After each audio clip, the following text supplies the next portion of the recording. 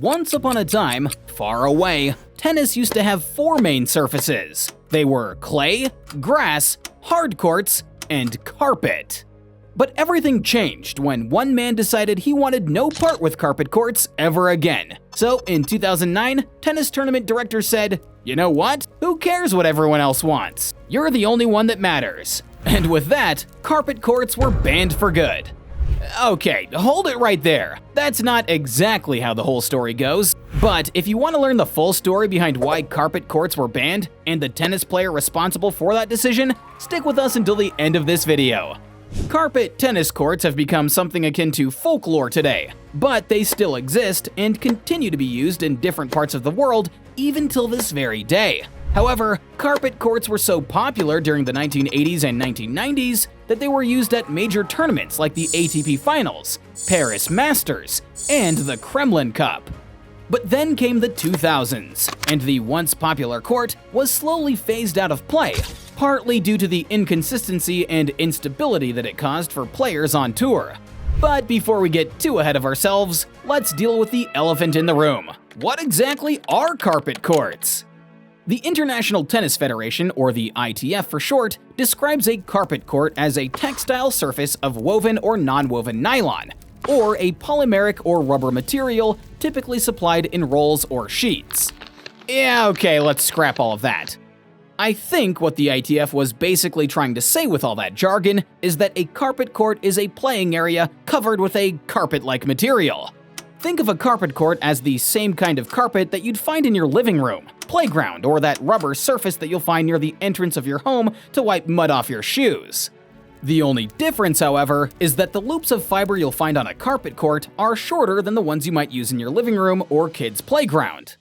Carpet courts are also made from several materials, ranging from artificial turf to hard rubber. These materials often make for a fast game, as tennis balls have a tendency to bounce fast and low on carpet courts, much like real grass courts. In addition to this, there are two types of carpet courts in tennis. There are outdoor carpets and indoor carpets. An outdoor carpet court is usually made up of an artificial turf and sand, which is used as an infill. The idea of the sand is to help hold the surface in place and provide a strong surface. Indoor carpets, on the other hand, are made of carpet with a nylon or rubber backing placed over concrete. So, now that we've explained what a carpet tennis court is, let's move to the next phase of our story: the history of carpet courts.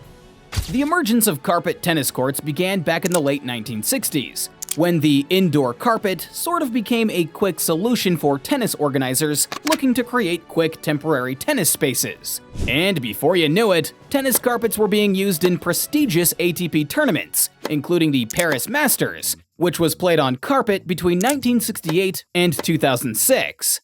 The reason for this was simple. Indoor carpet, as compared to other tennis courts, was cheaper and faster to make. In addition to this, carpet courts could easily be set up inside an established stadium or non-tennis arena like Madison Square Garden. The flexibility of carpet courts, combined with the fact that you didn't have to spend a ton of money in setting one up quickly, made it a popular and convenient choice for tennis organizers. In fact, carpet courts became so popular that they completely dominated the indoor scene during the 70s and 80s. Around this time, carpet courts were hosting prestigious events like the Swiss Indoors, ATP Finals, the Kremlin Cup, and the Paris Masters. Despite the growing popularity of carpet courts, tennis organizers knew they didn't offer the stability or comfort that clay or grass courts offered. But they didn't really care, especially since carpet courts were resilient, adaptable for year-round play, and only required a fraction of the cost that was spent on making the other traditional surfaces. And so carpet courts continued to grow in popularity. And by the time the 1970s were rounding up, an astonishing 38 pro tournaments had either completely switched to one or were using one. Tennis legends like Jimmy Connors were also winning titles on carpet courts, highlighting just how significant this type of tennis surface was to that era. However, just as trends fade and disappear, the carpet craze would eventually start to fade into the background. The demise. Now, when people are asked why carpet courts have faded into the background, most people tend to blame the surface. And while they might be right, blaming the surface as the sole reason for the demise of carpet courts is like putting the fire before the fuel. In other words, it's only looking at part of the truth. You see, one of the major reasons for the demise of carpet courts was actually due to the larger shifts in the international tennis landscape. And it all started when tennis tournaments gradually began shifting to the emerging Asian markets. To make matters worse for the once prestigious surface, the overall pace of the course of tennis decreased as tennis began to cater to a broader audience, thus ensuring longer and more engaging matches. And with the pace of the game decreasing, the surface of the carpet court started to become a problem. Now, the thing with carpet surfaces is that unlike other traditional courts like clay and grass, the unrolled sheet of rubber or nylon that constituted the carpet surface often led to unpredictable bounces, thereby creating uneven and hazardous playing conditions. These uneven conditions of the carpet's artificial turf meant players became susceptible to awkward movements, which often led to injuries like friction burns, cuts, and abrasions from playing on carpet, particularly outdoors. Other injuries like ACL-related problems and knee issues also have a higher chance of happening on carpet courts as compared to other traditional courts like clay, grass, and hard courts. In addition to this, there have been scientific studies on the health impacts of synthetic courts, mainly due to the chemicals used in making artificial turfs. Another problem was the issue of speed.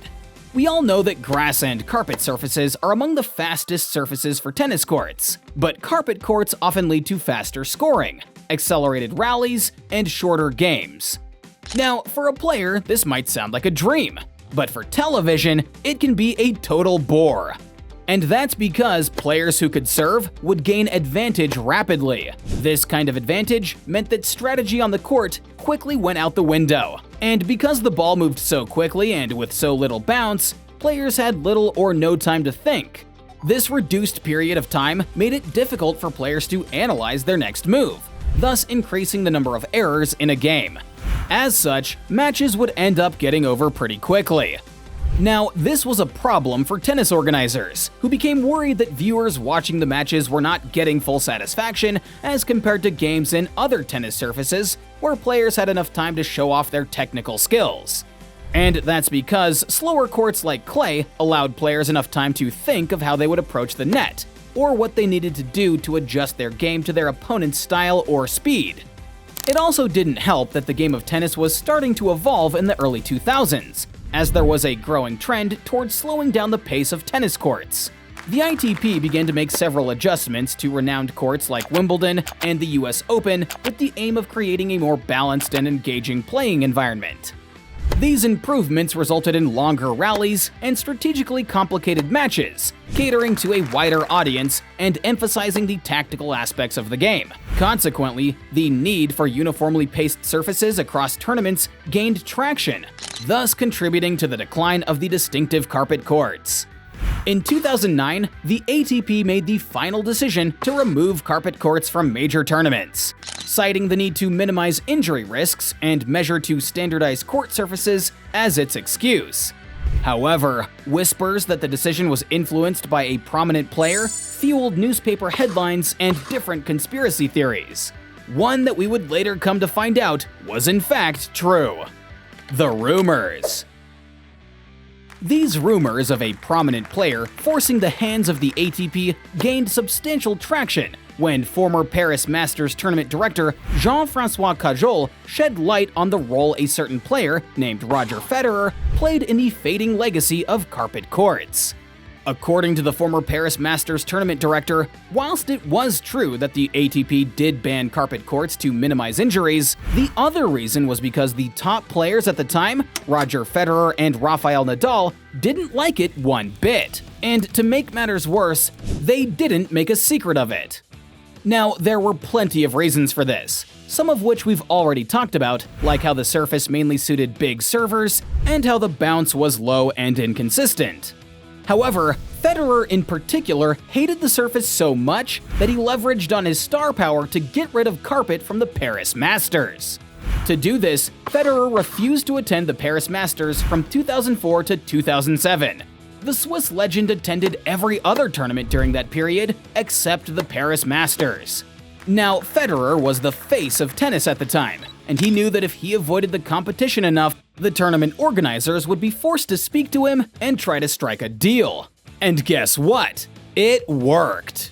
The tournament organizers reached out to Federer in 2007 to ask why he wasn't coming, and the 20-time Grand Slam winner told them it was because he didn't like the surface they used.